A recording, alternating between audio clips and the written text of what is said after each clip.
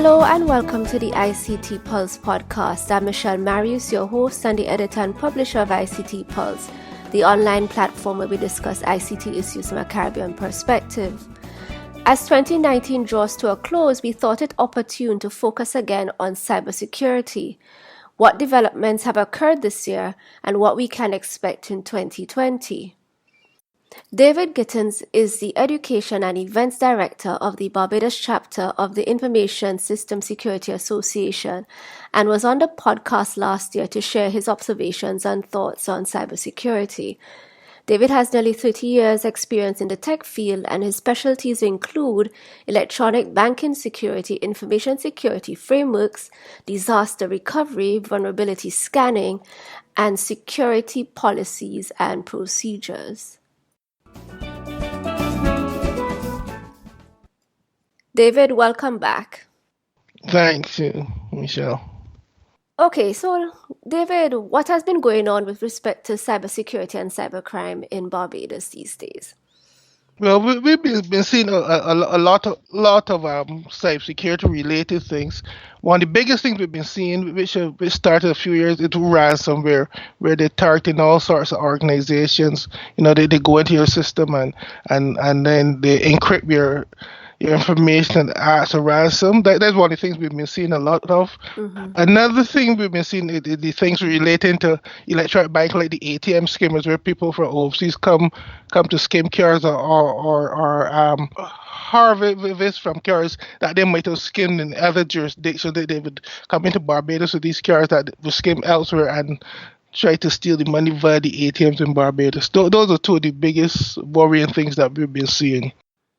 And do you have a sense as to whether or not these sort of incidents are also prevalent in the region, or are you hearing other things that might be going on in the region?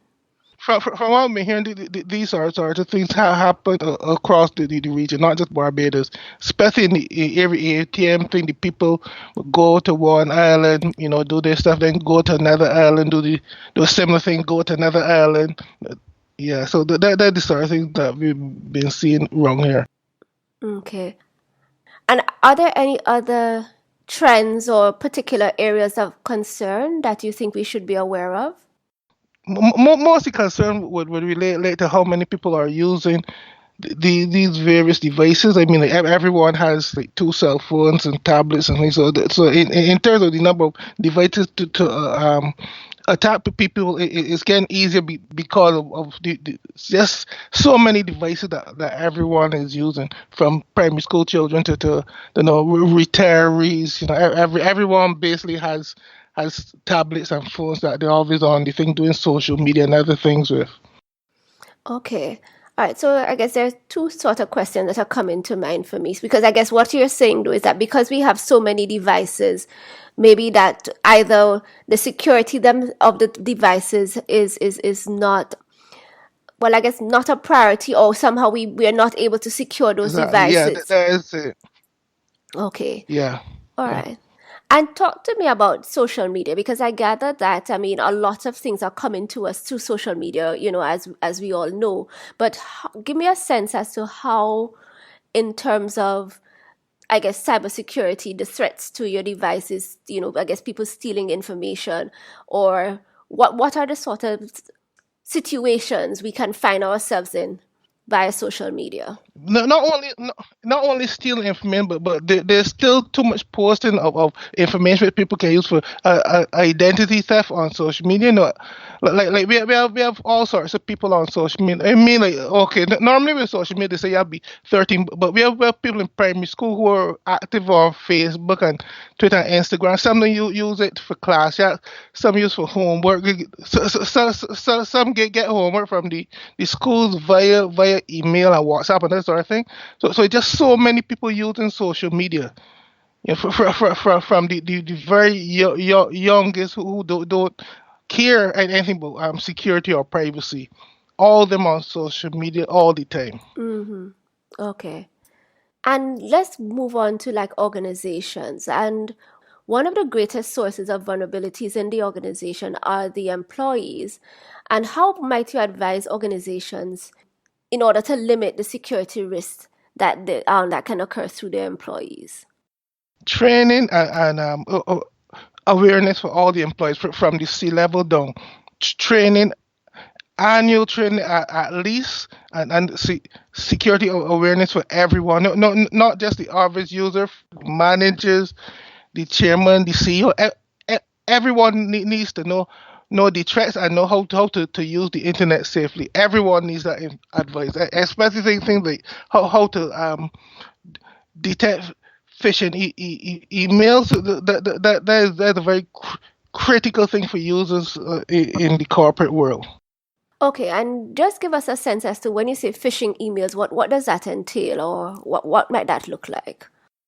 An email pretending to come from a client, your bank, your credit union, um, UPS, FedEx, just pretending to be real and wanting you to open something or click on something.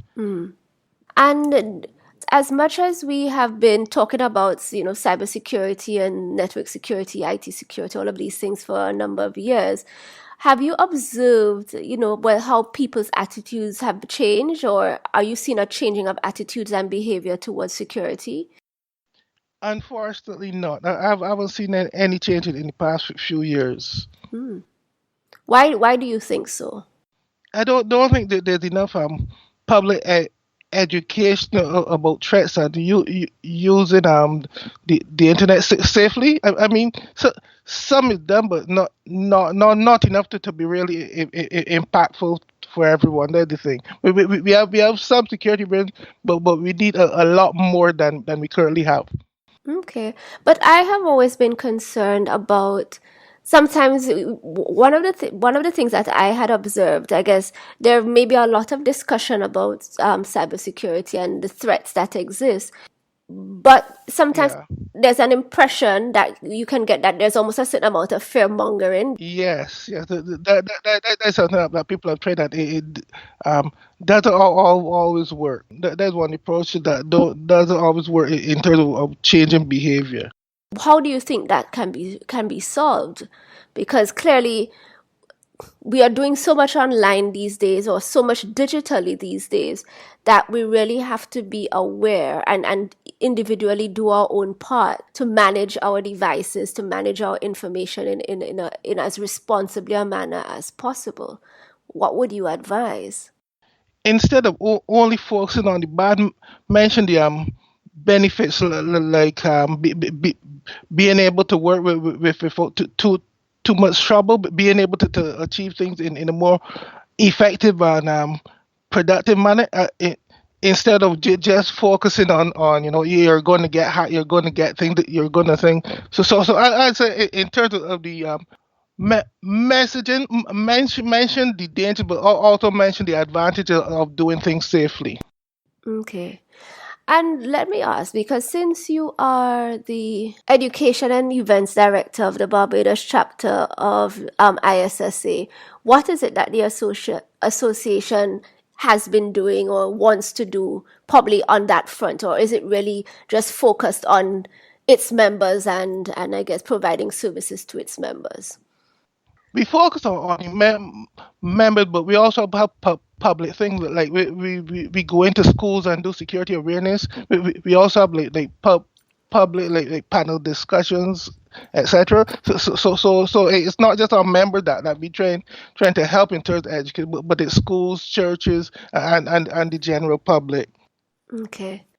All right, so let's look at Barbados, because I think from what I've been reading and what I've been gathering, that Barbados is really looking to really leverage technology. It's doing a lot of work in fintech. I recall that work towards smart Bridgetown, smart Barbados. Which one is it? Yeah, there's a smart Barbados initiative and some other smart initiatives related to that. Right. Yeah, well, like one of the things with smart barbers that they want to like put Wi-Fi so anyone in Bridgestone can get onto the internet freely. That's one of the initiatives they're trying to do. So people are on tourists can get Wi-Fi wherever they are in Bridgetown. That's one of the things the government is looking to do. Mm-hmm. Get free Wi-Fi for everyone, and no matter where you are in Bridgetown. Okay, and that now leads me to questions about security, policies and so on, as it relates to security, privacy, and data protection. How do you think Barbados measures up? Well, in terms of policies and things, we are fairly low on the global index, but we are making definite strides there. Like we have a new data protection act that was passed in July, and it closely aligns with GDPR. It hasn't been proclaimed by the Governor General yet, but once it's done, we'll be up there with many of the larger countries in terms of the data privacy regulation. Mm-hmm. So that's a very positive step that I see that we're doing. Okay. So all right. So in addition to the data protection, are there any other areas that you think might be needing some work in terms of legislation and policy in Barbados?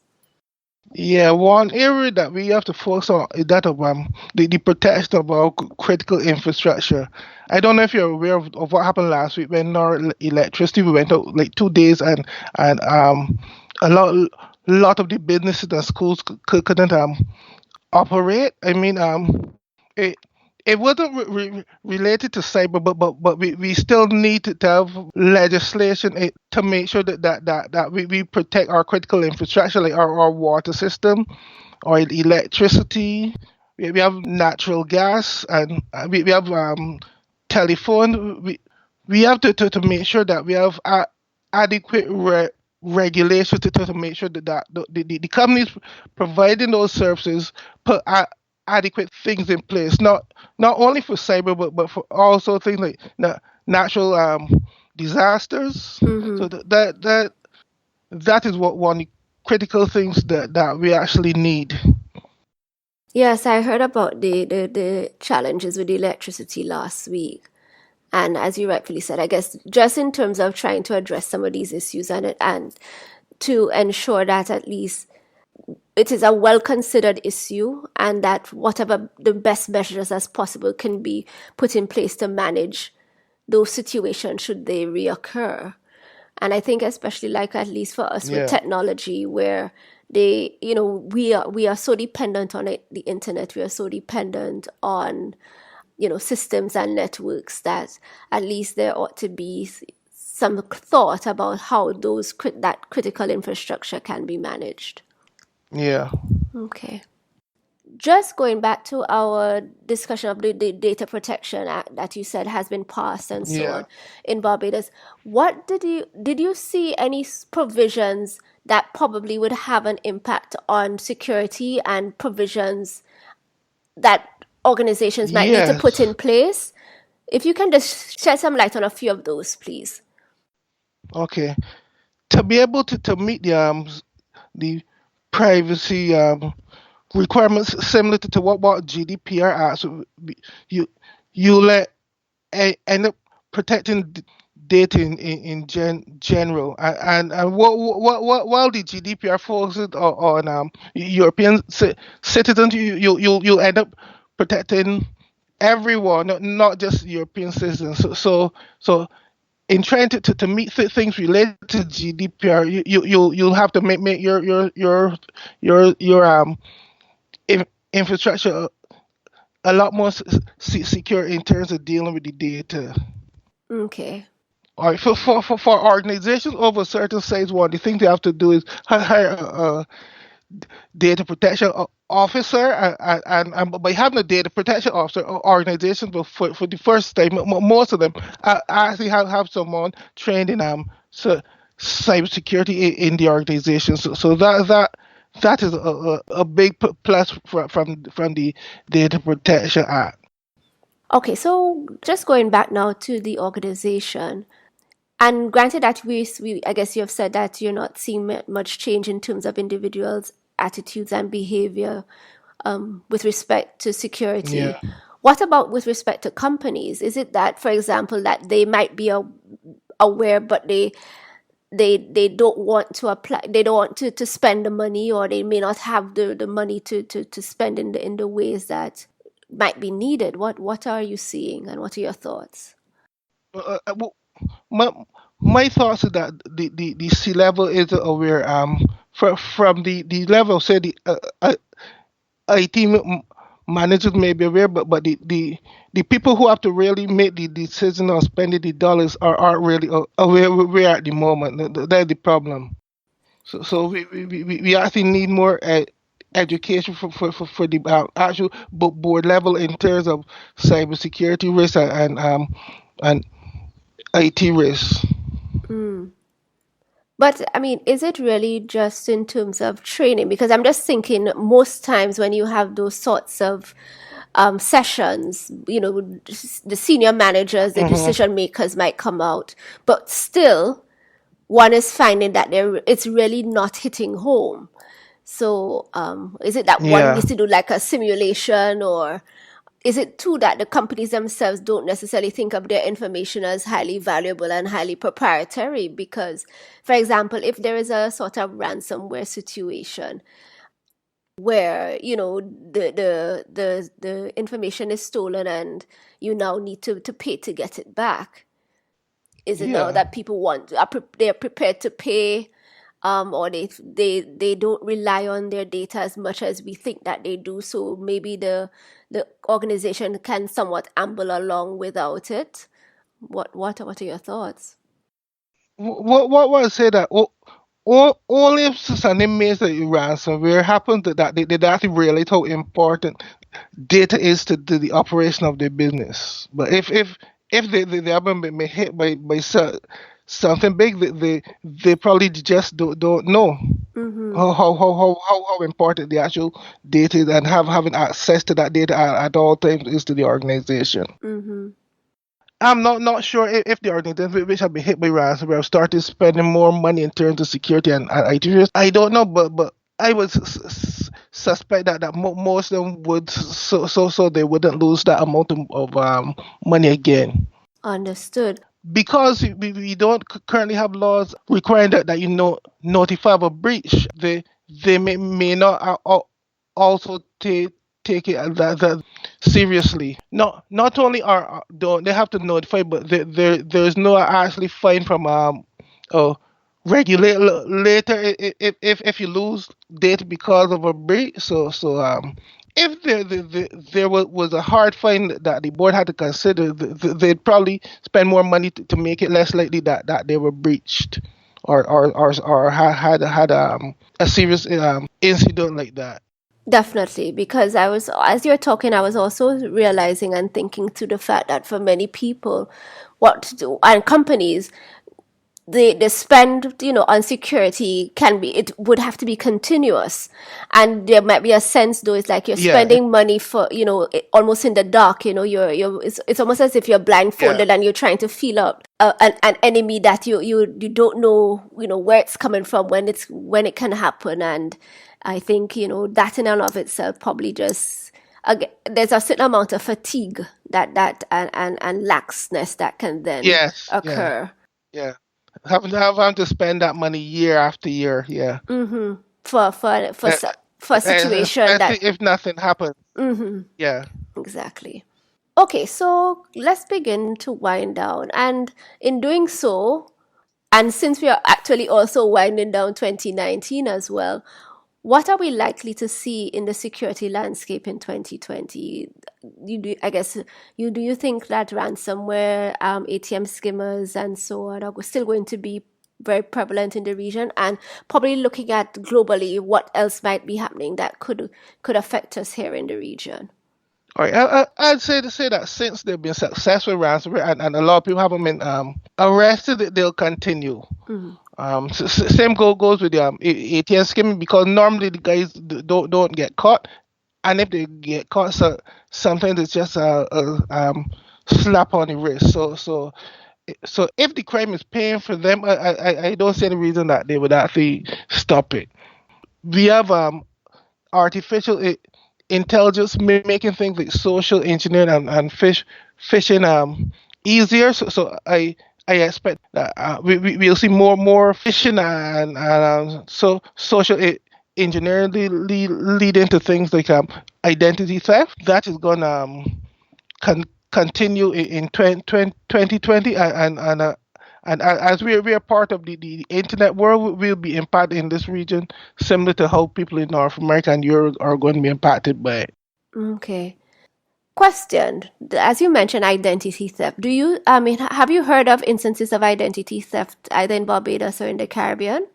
Definitely, yeah. Okay. It goes on. And what does that look like? What happens? All right. So someone uses identity theft to impersonate a person, trick their bank, and then wire money from that bank to another jurisdiction, say like New York, um, Soviet Union, China, wherever. Okay. Okay, and it's usually with the bank in terms of that they want to Yeah, steal cash. It's not necessarily just like using a yeah, credit card or exactly. something. Right. They want to steal and put the money where the authorities can't really reach it. Okay. Going forward into 2020, where would you recommend organizations put their security dollars? We have already said how, here it is that year after year that organizations would need to be committing funds to security. But where would you recommend? It's a finite amount of money that they would have. Where would you recommend that they should put that Yeah. money? I'd put some in HR, so you hire things like privacy and security professionals. I'd put some in training for ordinary staff and awareness for staff and the senior people. Those are the three areas I would put. Hiring people who can help you to secure your data and deal with privacy. Training people who have to use systems, not only tech but ordinary and users, and then general um, awareness for senior people. Those are the three areas that I would put most of my money in. Okay, excellent. And on that note, David, thank you so much. This has just been quite enlightening. We continue to be concerned about security in the region and the extent to which organizations and individuals are prepared and are aware of the threats that exist, and to the extent that they can, to put systems in place or behave in a way that helps to limit their exposure. And it's quite disheartening that, based on your observations, that perhaps very little has changed over the last few years. However, I think it's good that, we continue to try to fight the good fight and have people become more aware of the threats that exist, and that they, to some degree, have some power to manage that situation. So thank you again. Thanks a lot, Michelle. Really appreciate the opportunity to speak on cybersecurity in Barbados and the wider Caribbean. That's it for today's episode. Thank you so much for listening to the ICT Pulse podcast. You can find links to some of the things we talked about on our website, ict-pulse.com. If you like this episode, please show your support by leaving us a review on iTunes, as it will help others find the show. You can email us at info@ict-pulse.com or drop us a note on our Facebook page, facebook.com/ICTPulse, or via Twitter @ICTPulse. We hope you'll join us again for our next episode. Take care.